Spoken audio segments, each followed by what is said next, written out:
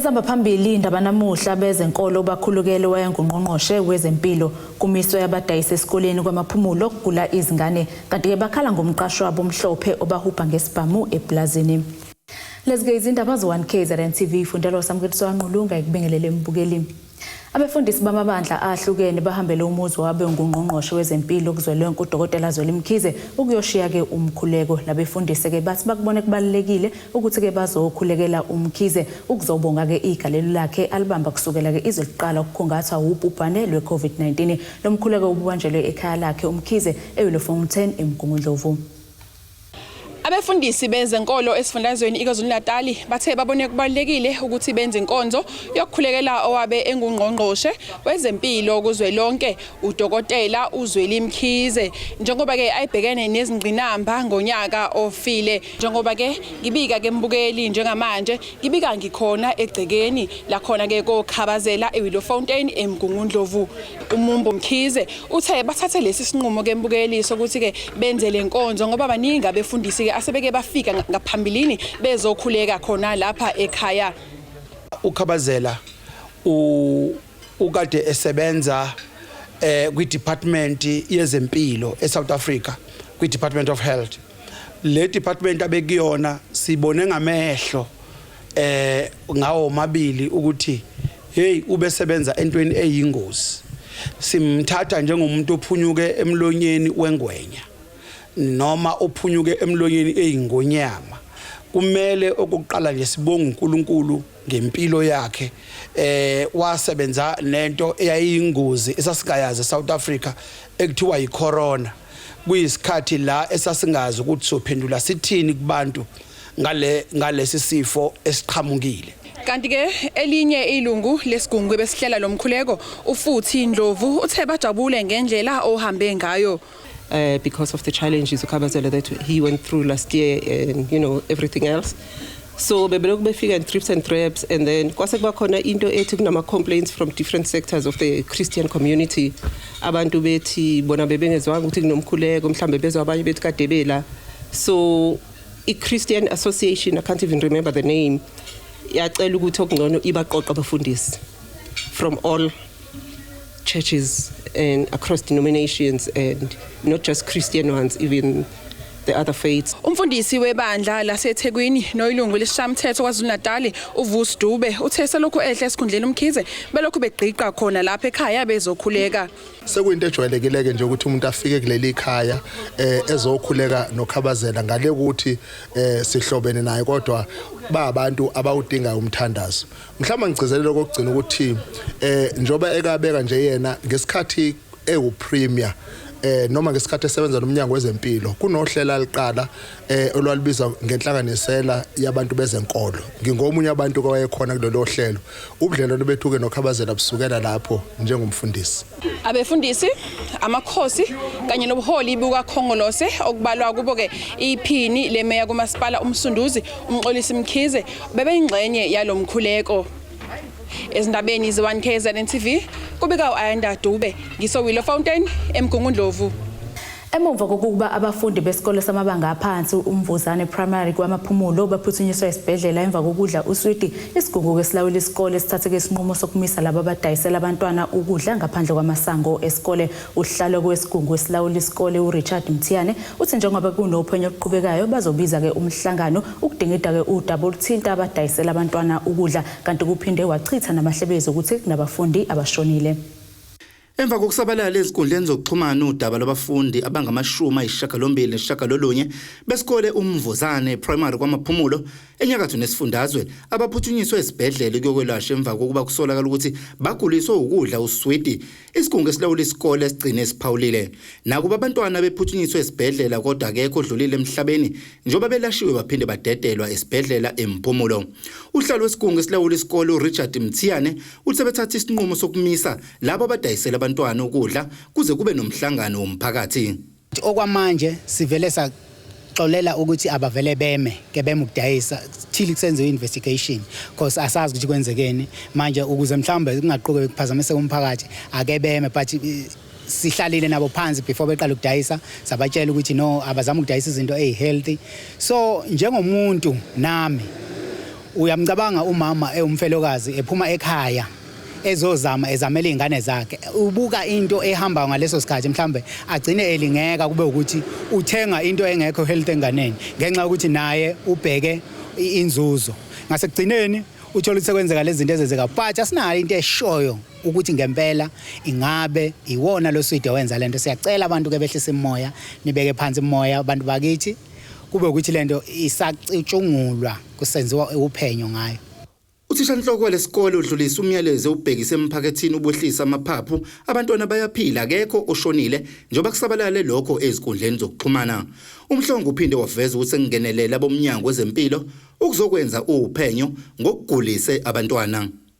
Bakhona baka healthy usilekelela ngenhlelo zokuthi sibone ukuthi ukudayisa kokudla kuyacontroleka kuba nento ethi kube nama specification nama regulations alandelwayo ngoba kuningi ke aba health bekuveza ukuthi kumele kudayisa ukudla okunomsoco nathi ke umama besiba advise kanjalo ngoba nakuba siyaqhubeka nokuthi badayisa sasibaxelele kanjalo ukuthi kuhle badayisa ukudla okuzisiza ingane ngokumsoco futhi ke ongeza uba harmful okuzoba dangerous einganeni ngebhadi ke kwenzekela umshopho engicabanga ukuthi akekho bewuhlosile kube iphutha lenzeke somewhere but bakhona ke beminyango ehlukene bakhona ba environmental health baya checka na ba investigation yabo njengoba ngikhuluma nje ngomhlangano oqhubekayo ba report nabo ukuthi ama sample okudla ne-dick sweet nani bekudliwe izingane ngomsombuluko kuyahanjiswa ngoba kusacingwa ukuthi ngaba izithizo exactly noma ngaba okunye okube kukhona ngoba egate nakudayisa kuphela i-dick sweet kepha ke ngenxa ukuthi bekuyizona bedliwe izingane kubuka sengathi izona njengamanje kodwa ke akekho sephethe iqinisele ukuthi bekuyizona ngempela. Nakuba kunezitsolo eziningi ezivelayo okuqaphelekile ukuthi abadayisi abasabona nakalikhala emasangweni alesi sikole kanti inkampani ekhiqiza usweet okusola ukuthi iwona ogulisa abafundi ikhipha istatement eyichitha lezi insolo. Ezindabeni ze1KZNTV kubika uThabani Maphumulo emvozane kwamaphumulo.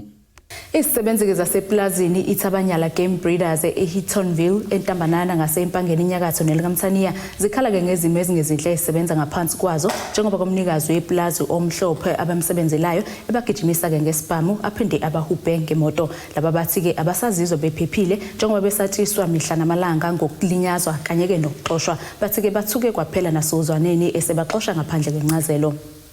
Unokukhanya Ngubo ngomunye wezisebenzi zeplazi iThabanyala Game Breeders eseHittonville enyakatho nelikamthaniya uthi ziningi izigameko zokuhlukumezeka bezenzeka kuleli plazi kodwa bezigqiba ngoba bencenga umsebenzi. Uthi kwesinye isikhathi umlungu wabo bakhiphela isibhamu abagijimise ngaso. Ezinye izigameko bezenzeka siyibona sigqitshwe zithule ngoba suke sixayekile singabantu abamnyama umsebenzi awukho la eSouth Africa besigqiba okunye umlungu wethu akasiphathi kahle.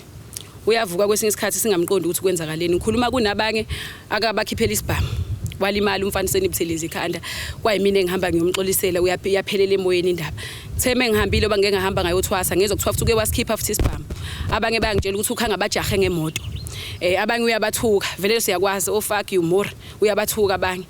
Ufundisile Maphuthuma nayo ngomunye wezisebenzi zakuleli plaza oseneminyaka emine esebenza kulo. Uthi sekuyinto emihla ngemihla ukuthukwa umphathi wabo. Uthi sebeke babamba umhlangano bemtshela ngezikhalo zabo kodwa kwandla ngazimuka nomoya ngoba akazange ashintshe. Sike sabamba nomhlangano before last year sathi sifuna ukuthi sikhulume naye ngenxa yezimo zokuthi abantu afika ngenze ngendlela enza ngayo ngoba yena mayefuna ukwenza umhlaba yasibiza sisolo nto ayishoyo ukuthina ko right siyilalene. Okay, kwasho ukuthi thina besixoxile ukuthi sifuna ukuthi nathi sike sibe nomhlangano sikhulume naye ke sichazeleke kahle ukuthi kahle kahle yini ayifuna yenzeke nayifuna ingenzeke yaphinde yaphelela kuthina lo sangabe sayihambisa kusesibhale even nelist. Umbongiseni Motha uthi akazazi noma uqashwe ngokugcwele njengoba engenayo payslip evezayo ukuthi uhola kanjani. La ekhaya cishe ngineminyaka u4 ngaba la ekhaya kodwa imali lokungahola leyo mali payslip anginayo angazi noma ngiyadonsela uIF noma ngidonsela noma ngiqashe ngokugcwele angazi. Ethinta umnikazi weplaza ucela ukuthi aqala ahlangane nabasebenzi ngaphambi kokuphawula kwabezindaba. Ezindabeni ze1KZNTV kubika uZamando Sicele esentambanana. Ikhansela elibuyayo kuward 101 eThekwini uMzimuni Ngiba uthi ke ingqalasizinda nokwakhiwa kwezindlu izona ke sihlele eseqhulwini kuleminyaka emihlanu ezayo bephethe lewadi. Ungiba ukusho lokho emva kokuwina ke kweANC ukhetho lokuchibiyela kulewadi yasayiphathe ke kusukela ngo2011. Emva kokhetho lokuchibiyela lokuqala kade kunokhetho lohulumeni basekhaya ngonyaka odlule, inhlangano ANC eThekwini ikwazile ukugcina iwadi yayo okuwadi 101 okwavotwa ingasenalo ozoyimela emva kokudutshula kubulawe uSiyabonga Mkhize kade beqeda ukukhankasela ukhetho ngonyaka odlule. Umbango omkhulu kule wadi ubukade uphakathi kwe-ANC, iDA, iEFF kanye neIFP. Bekhuluma nethimba abamaqembu, iIFP iveza ukuthi nakuba ingaphumelelanga kodwa ayineme ngesimo senhlalo kule ndawo ikakhulukazi ngezinga lobugebengu nokubulawa kwabantu. Akwazi ubona iwadi eThekwini enganakiwe njengale. Awuqoqa udoti kule wadi, mawuhamba nje kuyanuka iphunga lesiwa noma ungena ngale phezulu uzophuma ezantsi. Awazi abantu baphila kanjani la. Ubugebengu kula abantu babulawa mihla namalanga. Okunye ke sibukile la intuthuko bebeshala abantu sisetshaw door to door. Uthiwa mawakhiwa izindlu ugcina ngeza abantu abathile. Abantu ufana ngabaphuma ezakweni ongathi ezesikhashana emjondolo bagcina bengaphumi ngoba izindlu seyidayisela abanye abantu. iDA iphinde yalalisibili ngokuvotelwa. Into egqame kakhulu ngeDA ungabonakali ikhankasa kwezinye zezikhungo ezinabantu basemalokishini. Echaza ngalokho ongusekela mholi kulesi sifundazwe uChris Papas uveza ukuthi baphezukwazo izinhlelo zokusabalalisa iqembu nasezakhiweni ezimjondolo. Kubalulekile ukuthi sakhe ithemba kubantu sibatshengise ukuthi cha sikhona zonke indawo njengeqembu eliphikisayo elikhulu eSouth Africa yonke neqembu eliphikisayo esithathu lana eKZN.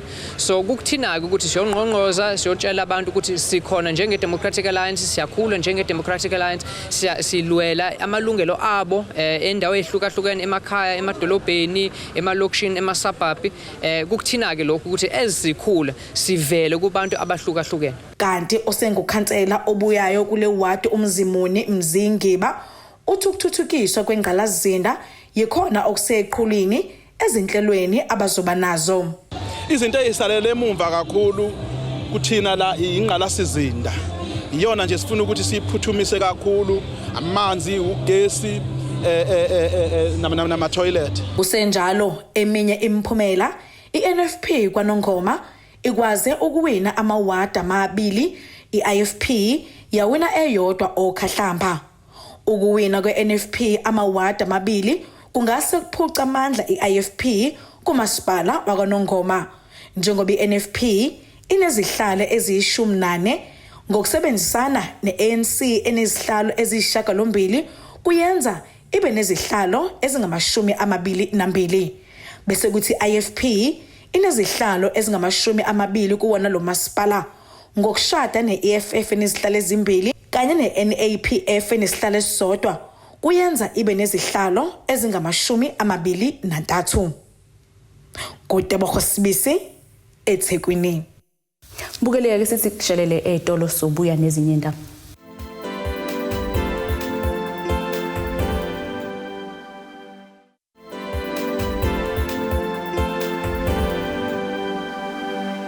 Siphinde sikwamukele imbukelo sabukele zona indaba ze1KZNTV. Uhlalo wesikhwama ikwambonambe Community Trust Martin Mbuyazi uthike basimisela ukusiza abafundi ngokuthi babalekelele ngemali yokubhalisa kanjalo ke nemfundazo ukuze beqhubeke baye esikhungweni zemfundo ephakeme ukuze ke babe nekusasa eliqhakazile. Ekhuluma ke nezikulezi indaba le1KZNTV uMartin ngesikhathi inhlangano engenza inzuzo umvuzo omuhle Foundation yenza ke umcimbi ukukomelisa abafundi abenze kahle kumatikuletsheni ngonyaka oyedlule ubese nxanxa ke izikampani ezakhela indawo kaMbonambi ukuba nazo kungenani zizibekele ke nje isibale esithile sabafundi abazobakelekelela ukuze ke kunciphe izinga labantu abasha abahlela emakhaya bengasebenzi. Inhlangano engenza inzuzo yakwaMbonambe enyakatho nesifundazwe KwaZulu-Natal esiza umphakathi Indlunzela Foundation ihlela ke umcimbi ukubungaza uphinde uklomelisa abafundi okanye abantwana benze kahle kumphumela yebanga le-10 yangonyaka wedlule abavela ke ezikoleni ezahlukene kwaMbonambe kuhlanganisa ke isiphumelele intongande umkhayideni umanqamo kanye nendlabe yilandula. Ukwazi ke ngema walenhlangano uthi ke ngokusizwa isikhwama uMbonambe Community Trust bazokwazi ke ukuthi basize abantwana abangama-25 ngemali yokubhalisa ebese kuthi ke baphinde besize nabanye abathathu ngemfundaze egcwele. Kule party imfundaze kuneyingane nje ezu3 trust evume ukuthi izobanikeza amabhasari aphelele bese ukuthi abanye bo25 kule list asizobanikeza imali yokuregister osahluleka and then sibasiste ngitheni bakhona ukuregister during the process. So sibe sicela ke kuzindawo eningi nje ukubona amabhena ahlukile oculture water kusilekelela uthwalo LYD nabo bayinhlangano engenzi lutho but basilekelela nabo ekutheni uma ngabe sisosa ama funds kwabanye abantu kubasiza ukuthi sikhona ukuthola indlela yokubasizakala. Kungokuqala ke ngqa ukuthi ke lenhlangano isebenzisana nesikhwama Imbonambi Community Trust ohlelweni olunjena lokulekelela abafundi izeke noma kunjalo ungema uthi ke bazimisela ukuthi baqhubeke basize nangesikhathi ke esilandelayo njengoba ke abagcini nje ngokuthi basize ngezisizimalini kuphela kodwa babalekelelayo ukuthi ke bakwazi ukufaka izicelo esikhongweni ezahlukene. Olandelayo umuntu naye usezoba nayo ID ukuthi okay at least na ku area yethu isikhona into yenzakalayo angingahlali ngithi imali yokufunda anginayo because ngiyabona ukuthi nawo umkhandlu khona uyasilekelela itrust ikhona uyasilekelela sokuthi isection akwambona usebekhona abantu abakhona ukusisiza ekuthini sithole imfundaze okwami ukuthi ngiqinisekise ukuthi ngiyaphasa yini ngiqualify nokwenza na cause lengthi ufuna ukuyenza. Bangekeke konke lokho kube impumelelo ngaphandle kokungenelela kwesikhwama Imbonambi Community Trust. Uhlalo kwalesi sikhwama uMathini Mbuyazi uthi ngimali encane abayitholayo kulesi sikhwama basiza ke abantwana ngemfundaze. Uma ngase kube ukuthi ke neinkampani RBM nabo njobe behlale bethi banikeza imfundaze akabe khombise phela ukuthi yipi process abayilandelile ukuze kubonakala ukuthi lezo ingane abayinikeza imfundaze yingane zomphakathi yini. So thina njenge trust masikwazi ukuthatha ingane ezu5 nawo bekwazi ukuthatha ingane ezu10 nomonde ethathe ezu10 ngoba bona they multi-billionaire companies. So uma ngabe nabo bengakwazi ukuthatha besikhombisa icriteria abayisebenzisile nokuthi obani abantu bomphakathi ngampela babanikeze lezi ingane noma balandelela uphuhlelo ukuthi bethole ingane zomphakathi ezintulayo, then I think umphakathi wonke ungasizakala. Manje inkinga laba esebenzisana nabo beinkampani abekho transparent, bazenzela ngendlela yabo abaconsult nomkhandlu abaconsult nezikole sizo nje sekuthiwa kuma newsletters zabo sebebhala ukuthi hayi bona bayondla kulomphakathi okwambonambi bayafundisa kulomphakathi okwambonambi masithi abayibekelanga phambili ingane abayifundisayo nothisha bazo dololo. Lolu hlelo ke uhlelo oqalile kulonyaka kodwa ke futhi lizoqhubeka nyaka yonke kanti ke abafundi ke bathi lolu hlelo lubavulela ke iminyango ukuthi bakwazi ukuthi bazilungisele ikusasa labo. Ngithanda ukubonga kakhulu njoba sizokwazi ukusizakala ukuthi siregister because abanye bethu bebestruggle ukuthi bengakwazi kanjani ukuregister and abanye bebe nenkinga yama registration fees ukuthi bazokhokha kanjani. Sithi sothola amabhasari sekuzoba kulula kuthini ukuthi sikwazi ukufunda singabe nenkinga zezimali. Usomabhizinisi waseThekwini uZanele Mbukazi wethule ngokusemthethweni ke isikole esiqeqesha amakhono Pathways Institute ekhuluma ke ngesikhathi kwethula lesi sikole uMbukazi uthi inhloso nqangi ukudlulisela ulwazi lwemfundo olusezingeni ke eliphezulu kwintsha nakuwo wonke umuntu osafisa ukuzibandakanya nezemfundo kwazise ke sezandile izikole esifuzelezi ezingoqhubukhowe nesikole abantu abaphephelekele ikusasa eliqhakazile. Lesi sikhungo kwesibhaliswe ngokusemthethweni kwabomnyango wezemfundo kanti ke sizofundisa iminxa eyi11. Njengoba lesi kuyisikhathi lapha abafunda bebenza ibanga le10 behla benyuka befuna izikhungo zemfundo ephakeme ngenhloso yokuqhubha izifundo zabo nokugcina ke bephenduka izisulu zalezo izikhungo engabhalisiwe ngokusemthethweni. Usomabhizinisi uZanele Mbukazi wethule ngokusemthethweni isikole esiqeqesha amakhono iPathways Institute nathi ke inhloso enkulu yaso ukugxila kulawo makhono anganakiwe. Sigxile kakhulu kumakhono. Yebo bazoza kuthina abafundi o-educare, o-travel and tourism, o-public management nako konke kodwa sibuye sithi nawo ngena u-matric woza uzokwenza o-plumbing, uzokwenza o-bricklaying, uzokwenza o-agriculture, be it animal science, be it poultry, inkukhu nokunye okuningi. Ngakho ke sicabanga ukuthi uPathways ufike ngesikhathi esi-right imisebenzi ingekho. Sikwazi ukufundisa umuntu angahlali ekhaya. Lesi sikole asisungule ngokubambisana nelinye ilungu lomndeni wakhe uSiphe Mbukazi sivele ke sesiqalele ukwamukela abafundi njengoba vele abafundi bematasa okulungiselela ikusasa labo. Ukhabo Nene ongumzali nobethameleke umcimbi wokwethula kwalesi sikole uthi ke iningi lentsha ihlaselwe ke isifo sokhwantalala ngenxa ke yezikhungo ezingekho emthethweni nokugcina ke kuhlukumeza nabazali imbala abamosha ke imali eshisiwe. kusiphatha kabi kakhulu ukuthi abantwana bethu bayofunda kulama institutions bogus. Akugcini ngokudla imali yethu singabazali kuphela. Kugcina kudala ama-social ills ngoba umntwana uba ne-depression ese-discover ukuthi usehlale for 3 years ubengenzi nothing, and then abuye umntwana usedla ama-drugs useba useless endaweni, kwesinye isikhathi agcine eseba i-criminal ngenxa yokuthi uye waba traumatized ngento ayibonile ukuthi ubehleli 3 years a waster for nothing. Uma qhamuka ama-institutions anjengala Pathways Institute kuyasijabulisa kakhulu ngoba these are the registered institutions azoxosha these things ezibizwa ngama-bogus institutions. Njengoba lakuleli libhekene nengwadla yokushoda kwamathuba omsebenzi, ongotike bathi lokhu kudala-ke ukuthutheleka kwabantu befundela uhlobo olulodwa lomsebenzi bashayeke indiva leyo engandile nokugcina-ke kwenza abantu bakuleli basole abavela emazweni angaphandle ngokubathathela imisebenzi. Right now in the country there's a skills mismatch. What is required in the job market is not what the general public or the most educated possess. Number two, there's a big outcry in the country right now that the foreign nationals are taking over our jobs. Yes, it's true. It's true. That is why we cannot compete with the foreign nationals, because they possess the required practical skills that we, the natives, do not possess. Esindabeni ze-1KZNTV kube kuntombi khona mvubu ngesethekwini. Kuba yenjabulo kokubafundi ngesikhathi bemukela izicathulo zesikole ezinikelelwe ngenhlangano engenza inzuzo iThembanjilo Foundation.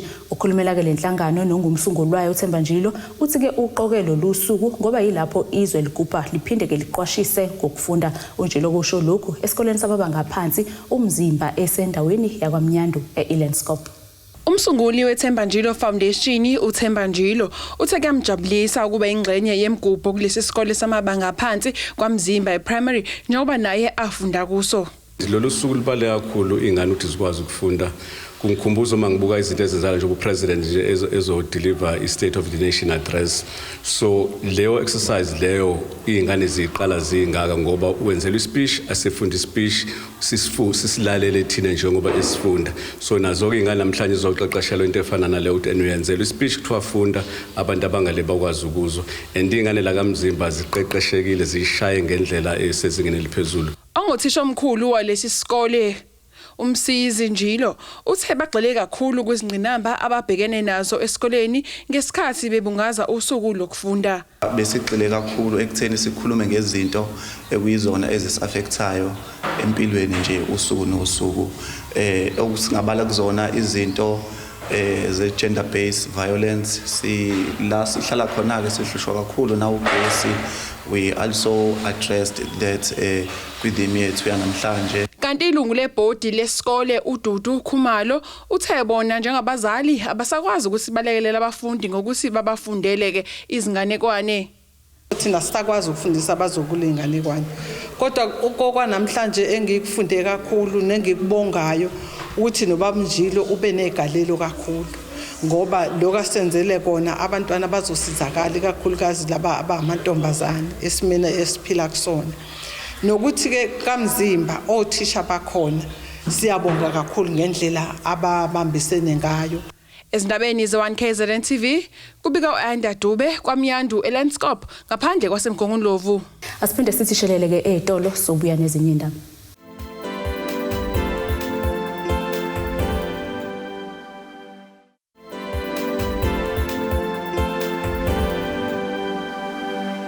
Sikwamukele mbukeli usabukele zona indaba ze-1KZNTV siqhubekele phambili ke sibheke engosini yezomnotho.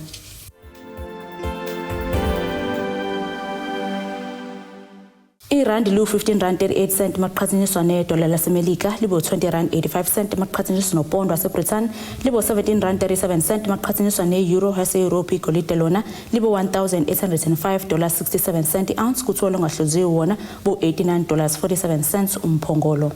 Bukeleka ke sibheke engosini yezemidlalo.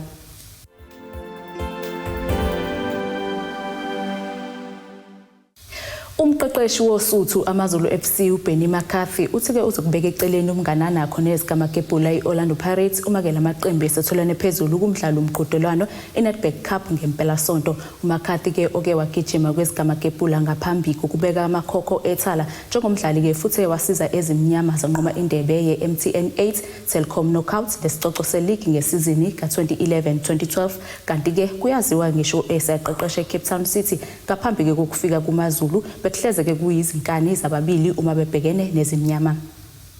Nasike isimo sezulu esingalindeleka.